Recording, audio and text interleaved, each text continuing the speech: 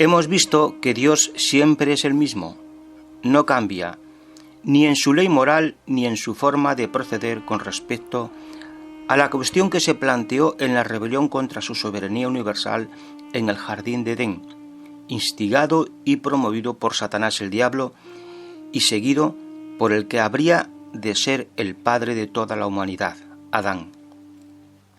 Todo lo que le pasó y en cómo resultó el comportamiento de Adán y sus consecuencias es lo mismo que les ocurrirá a todos los que se comporten rebeldemente contra Dios y a todos los que se comporten lealmente con Dios.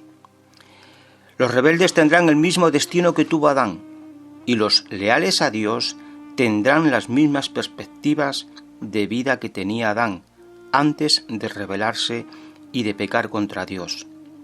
Con esto en mente, quiero deciros que la palabra inglesa alma es una traducción de la palabra griega psyche y de la palabra hebrea nefesh. Ambas palabras significan una criatura viva que respira, refiriéndose a los seres humanos o a los animales. Es decir, cuando Dios creó a Adán llegó a ser un alma viviente, no tenía un alma. Porque antes de ser creado Adán, ¿dónde estaba? Sencillamente, Adán no existía. Entonces, ¿qué llegó a ser Adán cuando Dios lo creó? Vamos a ver lo que explica la Biblia Torres Amat de 1825, decir que esta traducción es una traducción directa de la versión Vulgata latina, que fue revisada con sus respectivas ediciones en griego y hebreo, y fue la primera Biblia católica traducida al español que tuvo un gran alcance. Esta Biblia, como cualquier otra Biblia, dice en Génesis capítulo 2 y versículo 7: Formó pues el Señor Dios al hombre del lodo, es decir, del polvo de la tierra, y le inspiró en el rostro un soplo o espíritu de vida, y quedó hecho el hombre viviente con alma racional. Es decir, Dios forma al hombre de la tierra, y una vez formado, dice que le dio un soplo o espíritu de vida, llegando a ser un alma. Por lo tanto, Adán llegó a ser un alma viviente, no que tenía un alma.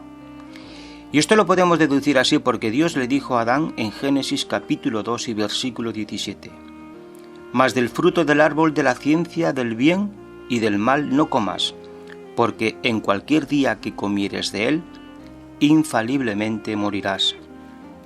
¿Y qué implicaba el que Adán muriese? La respuesta está en Génesis capítulo 3 y versículo 19, que dice: Mediante el sudor de tu rostro comerás el pan hasta que vuelvas a confundirte con la tierra de que fuiste formado, puesto que polvo eres y a ser polvo tornarás. Es decir, como hemos leído, Adán no tenía un espíritu, sino que fue el Espíritu de Dios, que también se le llama soplo de vida, lo que llevó a que Adán llegara a ser un alma viviente. En el momento que Adán pecó, con el tiempo murió, y la Biblia no dice que de su cuerpo saliera un alma al infierno de fuego eterno para sufrir toda la eternidad por haber desobedecido a Dios y pecar contra Él, sino que Él, como alma viviente, volvió al lugar de donde fue creado, a la tierra, volviendo a ser polvo y dejando de existir, pues antes de ser creado no existía y volvió a la inexistencia. Por lo que Adán, que fue creado de la nada, fue formado y diseñado de la materia terrestre que componen todos los elementos químicos de los que está compuesto o está hecho un ser vivo. Una vez formado, Dios operó y le insufló aliento, soplo de vida, llegando a ser así un alma viviente. Y esto es lo que le pasa a todos los seres humanos que han pisado esta tierra y que han muerto. Por lo que cuando Jesucristo dijo: en Mateo capítulo 10 y versículo 28, no temáis a los que matan el cuerpo y no pueden matar el alma, temed antes al que puede arrojar alma y cuerpo al infierno. Y la Biblia no dice que de su cuerpo saliera un alma al infierno de fuego eterno para sufrir toda la eternidad por haber desobedecido a Dios y pecar contra Él, sino que Él, como alma viviente, volvió al lugar de donde fue creado, a la tierra, volviendo a ser polvo y dejando de existir, pues antes de ser creado no existía y volvió a la inexistencia. Por lo que Adán, que fue creado de la nada, fue formado y diseñado de la materia terrestre que componen todos los elementos químicos de los que está compuesto o está hecho un ser vivo. Una vez formado, Dios operó y le insufló aliento, soplo de vida, llegando a ser así un alma viviente. Por lo que cuando Jesucristo dijo en Mateo capítulo 10 y versículo 28, no temáis a los que matan el cuerpo y no pueden matar el alma, temed antes al que puede arrojar alma y cuerpo al infierno. Con la expresión cuerpo se refiere a nuestra vida presente. Cuando la Biblia habla de alma, se está refiriendo a que ningún ser humano puede matar el alma, es decir, el seguir existiendo como almas vivientes, puesto que la resurrección de los muertos repararía el que otro ser humano causara la muerte de nuestro cuerpo. Porque nosotros, como almas vivientes, solo dependemos de Dios, y solo Dios, aunque se nos mate el cuerpo, puede restaurarnos a la vida volviendo a ser almas vivientes. Y cuando la Biblia habla de infierno, que en griego es Gehenna, está hablando de destrucción eterna, potestad que solo Dios tiene. Jesucristo dijo lo mismo en otra ocasión, en Lucas capítulo 12 y versículos del 4 al 5, y dijo: yo os digo, no temáis a los que matan el cuerpo, pero yo os mostraré a quién debéis temer. Temed a aquel que después de haber matado el cuerpo, tiene poder para arrojar al infierno. Infierno, en griego, es Gehenna, que depende de qué traducción lo vierten como lago de fuego, muerte segunda o muerte eterna. Más adelante explicaré el significado que da la Biblia a la palabra infierno, en griego Gehenna. Así que alma nunca significa algo inmortal dentro del hombre. La palabra alma, para referirse a la inmortalidad extracorpórea, no aparece en ninguna parte de la Biblia. De hecho, la Biblia muestra que un alma puede morir. Ezequiel, capítulo 18 y versículos 4 y 20. Y en este caso leeré de la traducción Reina Valera del año 1960, que dice: he aquí que todas las almas son mías, como el alma del Padre, así el alma del Hijo es mía. El alma que pecare, esa morirá. El Hijo no llevará el pecado del Padre, ni el Padre llevará el pecado del Hijo. La justicia del justo será sobre él, y la impiedad del impío será sobre él. Así que con expresión alma, cuando se refiere la Biblia al alma, el alma no es algo inmortal. El alma es la persona que tiene vida, el ser viviente. Y el ser viviente como alma puede perecer, puede morir.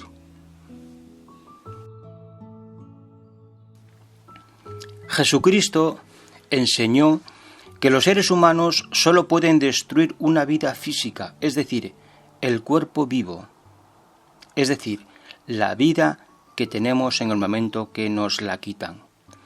Y que eso resulta solo en la primera muerte, es decir, nuestra esperanza de volver a ser un alma viviente permanece en la esperanza de la resurrección, aunque temporalmente estemos muertos en la inexistencia o el sueño profundo de la muerte.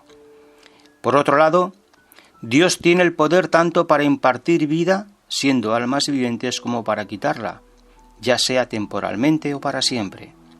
Él, nuestro Creador, nuestro Dios, puede resucitar a aquellos a quienes los hombres han matado mediante el matar el cuerpo. Dios también puede matar de una manera que ningún hombre puede, porque si Dios juzga a una persona y la condena a la muerte segunda, esa persona será arrojada al lago de fuego, que es el Gehenna, para ser completamente consumida, es decir, ser destruida para nunca volver a existir en una muerte eterna. En ese caso, no solo Dios le destruye el cuerpo, perdiendo la vida, sino que le destruye el alma, en el sentido de que esa persona pierde toda esperanza futura de llegar a vivir siendo de nuevo un alma viviente.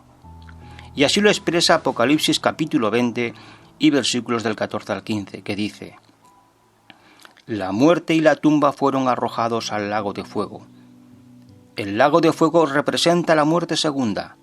Además, los que no aparecían inscritos en el libro de la vida fueron arrojados al lago de fuego. Y sigue diciendo Malaquías capítulo 4 y versículo 1, relacionado con lo que acabamos de leer de Apocalipsis.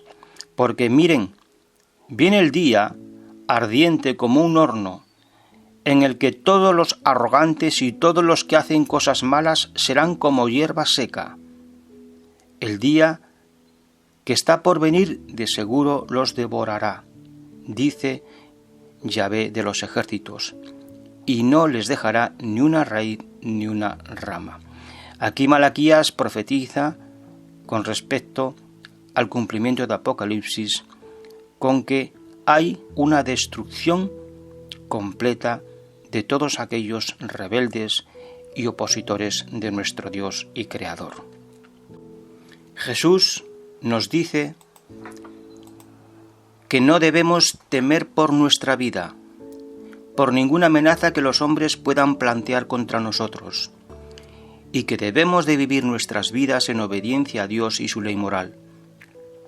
Y si los hombres nos matan, nos quitaran la vida corporal, será temporal, pero nuestra alma, es decir, nuestra esperanza de volver a vivir, a ser de nuevo un alma viviente, ocurrirá mediante la resurrección después de la segunda venida de Jesucristo en el reino de Dios, cuando la tierra se restaure y el propósito de Dios se realice. Pero si Dios nos quitara la vida por nuestra maldad, será para siempre, porque no solo nos quita la vida corporal, sino toda esperanza de volver a ser un alma viviente, y nuestros cuerpos como nuestras almas vivientes, el hecho de haber sido un ser vivo, será arrojado al Gehenna, a la destrucción eterna, donde no hay esperanza de resurrección. Esto es lo que Jesucristo les dijo a los líderes religiosos judíos, a los escribas y fariseos debido a su maldad. En el Evangelio de Mateo capítulo 23 y versículo 33 dice: Serpientes, crías de víboras, ¿cómo escaparán del juicio del Gehenna? Y en Marcos capítulo 9 y versículo 43 dice: Si alguna vez tu mano te hace tropezar, córtatela.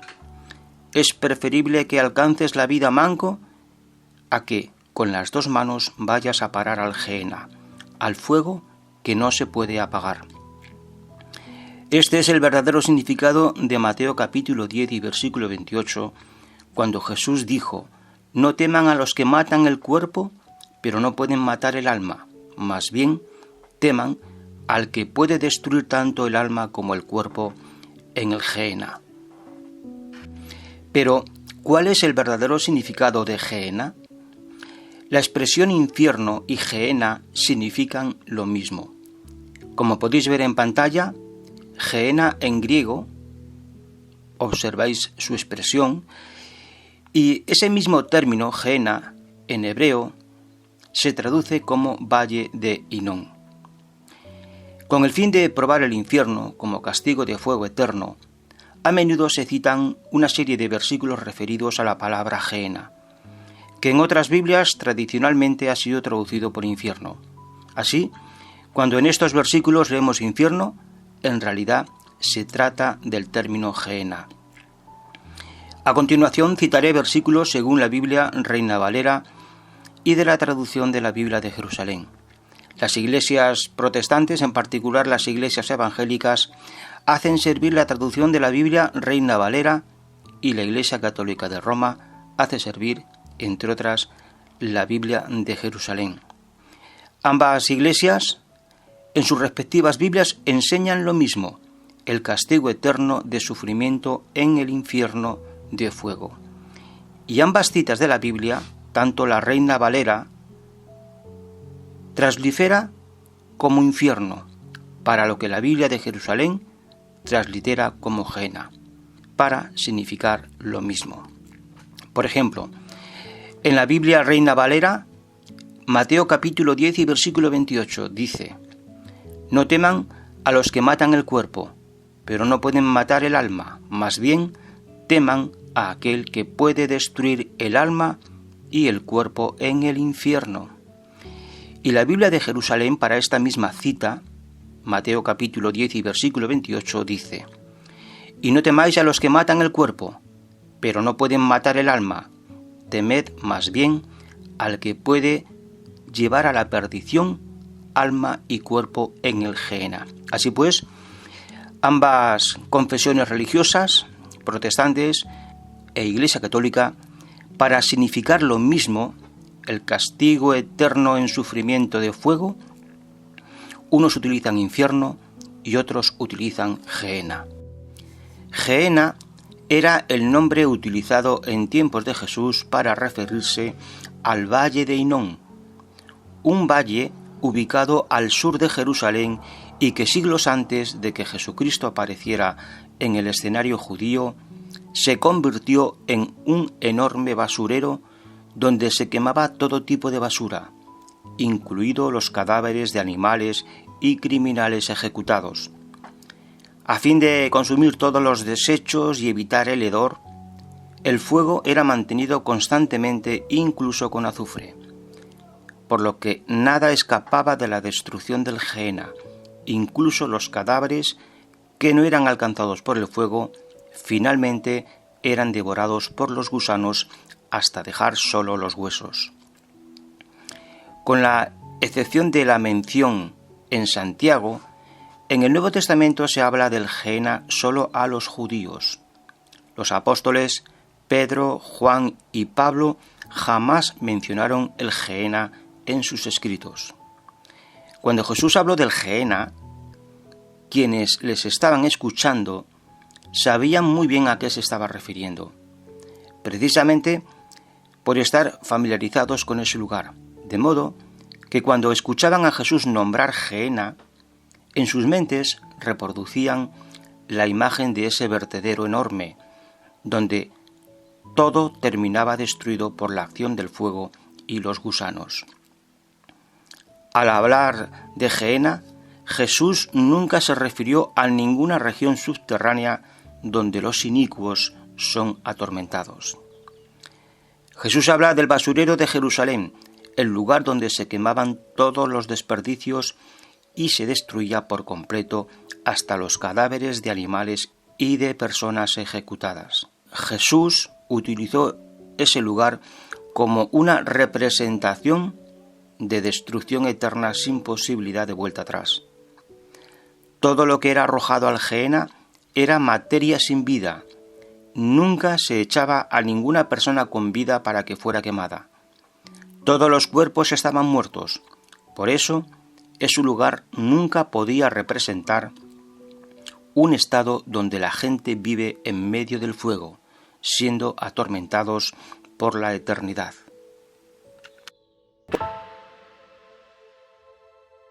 Es muy significativo lo siguiente: solo los judíos del tiempo de Jesús conocían y podían entender lo que era el Gehenna, y por eso solo a ellos se les habla del Gehenna.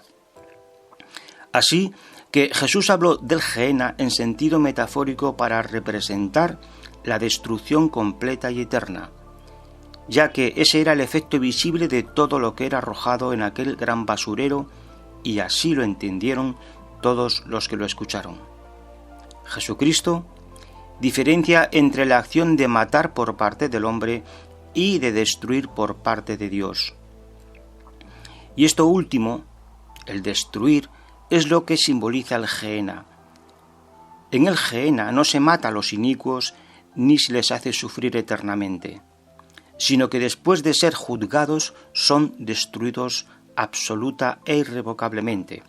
Así lo vierte la Biblia Reina Valera, en el Salmo capítulo 37 y versículo 9, que dice: «Porque los malignos serán destruidos, pero los que esperan en Yahvé, ellos heredarán la tierra». Además, es inconcebible el castigo del infierno de fuego en un sufrimiento eterno, pues implica venganza, crueldad y recreación en el dolor y el sufrimiento. Y para un Dios que sobre todas las cosas es amor, como dice Primera de Juan capítulo 4 y versículos del 7 al 8, que dice: «Porque el amor es de Dios, porque Dios es amor». Con estas expresiones entendemos que el infierno, como castigo de sufrimiento eterno, es inconcebible. Y esto lo podemos ver en Jeremías capítulo 7, versículos del 29 al 31. Aquí dice: «Jehová ha rechazado a esta generación que lo ha enfurecido, porque el pueblo de Judá ha hecho lo que está mal a mis ojos, afirma Jehová. Han puesto sus ídolos repugnantes en la casa que lleva mi nombre para contaminarla. Han construido los lugares altos de Tofet, que está en el valle del hijo de Hinnom, para quemar a sus hijos y sus hijas en el fuego, cosa que yo no había mandado y que ni siquiera me pasó por la mente». Y en Segunda de Reyes capítulo 16 y versículos del 1 al 3 dice: «Acaz, hijo del rey Jotán de Judá, llegó a ser rey. Se convirtió en rey y reinó 16 años en Jerusalén. No hizo lo que estaba bien a los ojos de Jehová su Dios. En vez de eso, siguió los pasos de los reyes de Israel y hasta a su propio hijo lo quemó en el fuego, imitando las prácticas detestables de las naciones que Jehová había expulsado delante de los israelitas». Hemos podido observar que el concepto de quemar a un ser humano en el fuego por parte de Yahvé, el Dios de amor, de misericordia y bondad, ni Yahvé mandó a otros que lo hicieran, ni siquiera pasó por su mente. Aún es más, dice la Escritura que es un acto detestable y abominable. Solo hay un ser capaz de causar semejante sufrimiento mediante el fuego, y este es Satanás el diablo y sus demonios. Por lo que el castigo de fuego, o castigar con el fuego, creándoles sufrimiento a los seres humanos, esta es una doctrina de demonios. Y los que la enseñan no solo ofenden a Yahvé y se alejan de él, sino que se alinean a los demonios y sus doctrinas. El concepto del infierno, en griego Gehenna, tal y como lo enseñan miles de iglesias y sus profetas y pastores, es una doctrina demoníaca, es una abominación, como Dios mismo dijo, incompatible con un Dios de amor. Estos falsos cristianos que enseñan esta abominación harían bien en ser humildes, pedir perdón a Dios por semejante ofensa y reconciliarse con Dios rechazando esta detestable doctrina.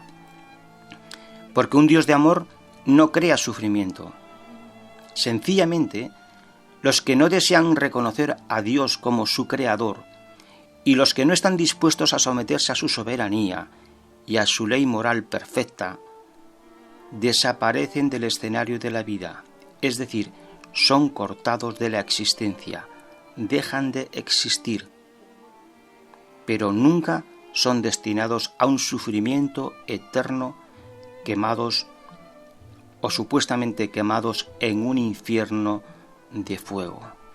En segunda carta a los Tesalonicenses capítulo 1 y versículos del 8 al 9, la traducción en lenguaje actual interconfesional dice: Dios castigará a los que no obedecen su mensaje ni quieren reconocerlo, y los destruirá para siempre.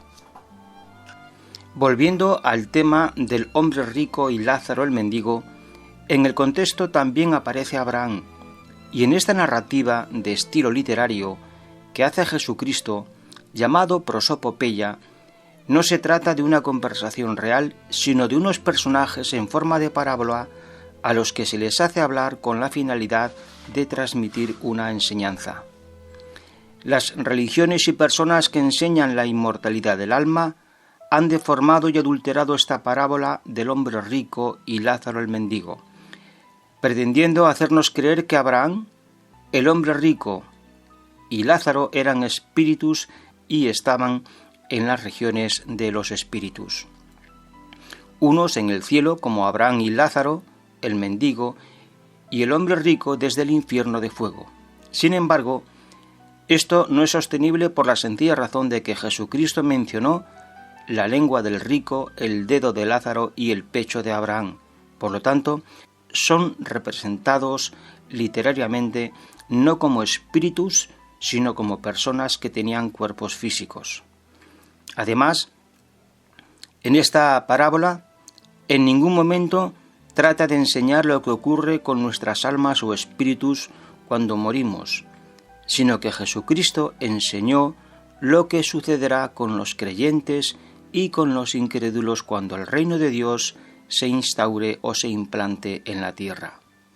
En aquel día, los creyentes y humildes como Lázaro el mendigo estarán junto a Abraham en el reino de Dios, mientras que los incrédulos, los altivos, los orgullosos como el hombre rico, simbólicamente estarán siendo atormentados por el fuego, el infierno, que en griego significa Gehenna, y cuyo significado es destrucción eterna, que es representado y ubicado físicamente al sur de Jerusalén en el valle de Hinón, y que siglos antes de que Jesucristo apareciera en el escenario judío, ya se convirtió en un enorme basurero, donde permanentemente se quemaba todo tipo de basura, incluidos los cadáveres de asesinos, como símbolo de destrucción eterna. Como mencionamos, Jesucristo utilizó esta descripción del Gehenna en griego en la cita de Mateo capítulo 10 y versículo 28, y sus oyentes entendieron perfectamente lo que Jesucristo les quería enseñar, que no temieran a aquel que podía causarles la muerte de sus cuerpos, pues esta muerte tenía reparación si ejercían fe en Él, por medio de la resurrección, haciendo que volvieran a ser almas vivientes, sino que temieran a aquel que podría echarlos al Gehenna, a la destrucción eterna, es decir, a la pérdida de la vida sin esperanza de la resurrección, dejando así de existir para nunca volver a ser un alma viviente. Y esto solo Yahvé puede hacerlo, cuando, según sus principios rectos de justicia, determina que el pecado de cierta persona es de condenación al Gehenna, perdiendo así toda esperanza de volver a ser un alma viviente. En conclusión, hemos visto que la parábola narrativa de estilo literario que hace Jesucristo, llamado prosopopeya, del hombre rico y Lázaro el mendigo, no enseña la doctrina diabólica del sufrimiento eterno, ni tampoco la otra doctrina diabólica de la inmortalidad del alma. El relato del hombre rico y Lázaro el mendigo no es una historia literal de la vida real, sino una parábola de estilo literario denominado prosopopeya. Y este mismo estilo literario es el que Isaías usó en Isaías capítulo 14 y versículos del 8 al 11, para describir a los muertos que están en el Seol, el sepulcro, los cuales salen a recibir al rey de Babilonia, e igualmente describe a los cipreses y los cedros del Líbano hablando. Todo ello es una prosopopeya, no historia real. Aceptar la parábola del hombre rico y Lázaro el mendigo de forma literal lleva a conclusiones erróneas que no solo distorsionan el Evangelio de Jesucristo, sino que nos aleja del verdadero Evangelio de Jesucristo y nos lleva a enseñanzas de demonios. A través del Evangelio, Jesucristo nos pone en guardia de las miles de religiones y centenares de millones de personas que por todo el mundo, en estos tiempos del fin, predicarían un falso evangelio. En Mateo capítulo 24 y versículo 11, Jesucristo nos dice: aparecerán muchos falsos profetas que engañarán a mucha gente. Y en Mateo capítulo 24, versículos 24 y 25, Jesús nuevamente repite: se presentarán falsos cristos y falsos profetas, y harán grandes milagros y cosas impresionantes para engañar, de ser posible, hasta a los escogidos. Miren que los he avisado de antemano. El apóstol Pablo también habla al respecto y en segunda carta a Timoteo capítulo 4 y versículos del 3 al 5 nos dice: habrá un tiempo, refiriendo a los tiempos actuales, tiempo del fin, en que ellos no soportarán la enseñanza sana. Y cuando se refiere a ellos se está refiriendo a personas que se autonombran como cristianos. Dice que estos no soportarán la enseñanza sana, sino que, siguiendo sus propios deseos, se rodearán de maestros que les regalen los oídos, dejarán de escuchar la verdad y prestarán atención a cuentos falsos. Prestar atención a estos cuentos falsos como a la enseñanza del castigo eterno en un infierno de fuego donde Dios tortura por la eternidad a las personas es una doctrina de Satanás el diablo y de sus demonios. Y ya sabemos lo que implica el participar de las enseñanzas de demonios. Apocalipsis capítulo 20 y versículo 10 dice: el diablo fue arrojado al lago de fuego y azufre, es decir, será destruido para siempre, desapareciendo de la existencia, tanto él, los demonios, como todos los seres humanos que le han servido a través de los sistemas políticos prefigurados por bestias, y todas las iglesias prefiguradas por la mujer adúltera, la gran ramera, es decir, la Iglesia Católica de Roma, la primera iglesia institucional apóstata y sus hijas, todas las iglesias que a través de la historia salieron de ella llevando consigo sus falsas doctrinas.